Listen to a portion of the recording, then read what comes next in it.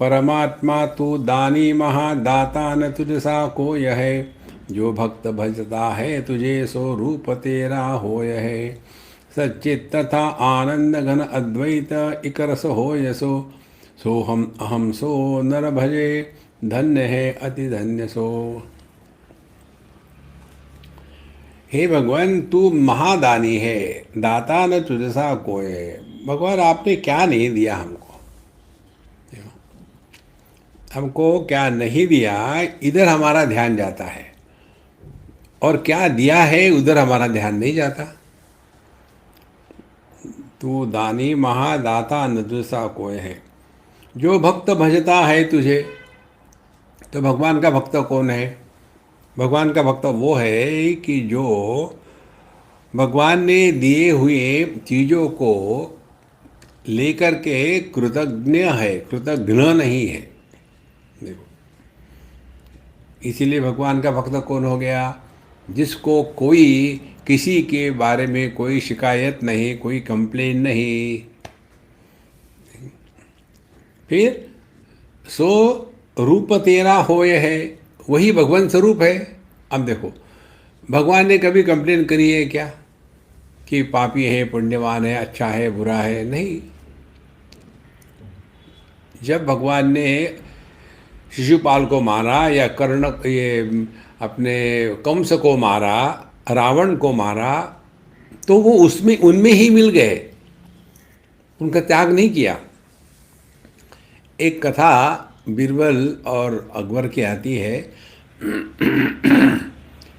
उसमें अकबर पूछते हैं बीरबल को कि तुम्हारे भगवान बड़े हैं कि मैं हूँ?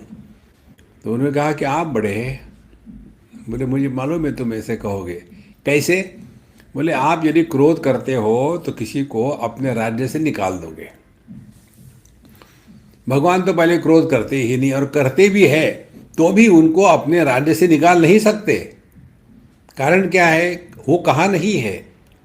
देखो, इसीलिए ये बहुत महत्व की बात समझना है कि परमात्मा का रूप होना भक्त वही है जिसके माध्यम से भगवान प्रकट होते हैं। जो भक्त भजता है तुझे सो रूप तेरा होय है, वही तुम्हारा रूप हो जाता है हे भगवान। भगवान का रूप क्या है? सच्चिदानंद। सत माने जो किसी का तिरस्कार नहीं करता, जिसका अभाव नहीं हो सकता। चित माने जो ज्ञान युक्त है, और आनंद माने यह सत और चित का भेद समाप्त हो गया, एकमेव अद्वितीय। इस प्रकार से भक्त हो गया। अब देखो, इसकी मूल बात क्या है? भक्त ने कुछ मांगा नहीं। जो मांगते हैं वो कर्मकांडी है। देखो, वो तपस्वी है, वो योगी है, कुछ मांग रहे हैं। भगवान का भक्त मांगता नहीं। क्योंकि कुछ मांगता नहीं तो उसके लिए पाप पुण्य भी नहीं और मैं भी नहीं।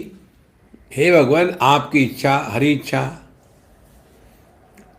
इसीलिए कर्म, उसके बाद योग और तपस्या, ये तीनों में मैं बना रहता है, और मैं के लिए भगवान ने काम करना है।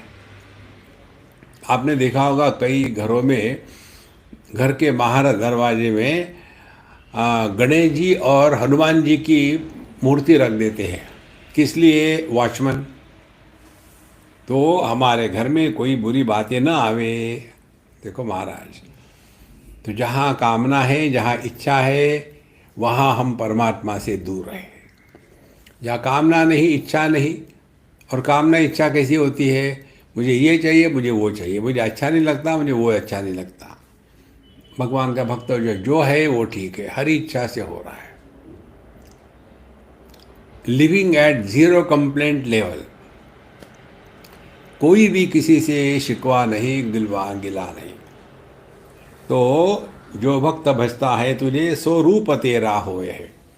भगवान का रूप होना माने ऐसे नहीं कि चार हाथ आ गए और रंग शरीर का बदल गया, ये अर्थ नहीं है। भगवान का रूप यही है कि जो सबका आधार है, किसका तिरस्कार नहीं करता, लेकिन किसी के द्वारा प्रभावित नहीं होता। यह भगवान का रूप है।